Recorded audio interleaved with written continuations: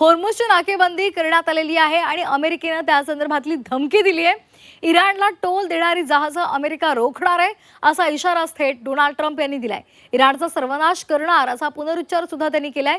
होर्मुझ समुद्रधुनीमधील वाट आता आणखी त्यामुळे बिकट झाली आहे।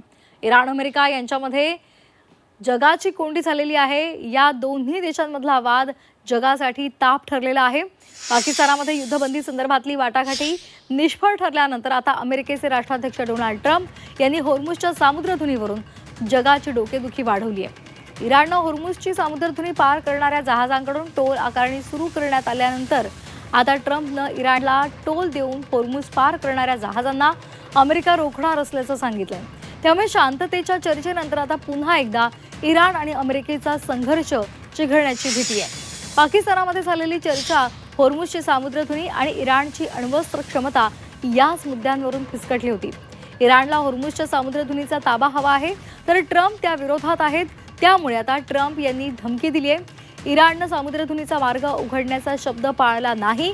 तिथे समुद्रामध्ये सागरी सुरुंग पेरले होते, त्यामुळे आता तिथून जाणाऱ्या जहाजांना धोका कायम आहे। त्यामुळे आता अमेरिकेचं नौदल होर्मुझमधून बाहेर पडणाऱ्या जहाजांना रोखणार आहे। ज्यांनी इराणला टोल दिला अशा जहाजांवर नजर ठेवली जाणार आहे। जे जहाज इराणला बेकायदेशीर टोल देत आहे त्यांना सुरक्षित मार्ग मिळणार नाही अशी धमकी ट्रम्प यांनी दिली आहे।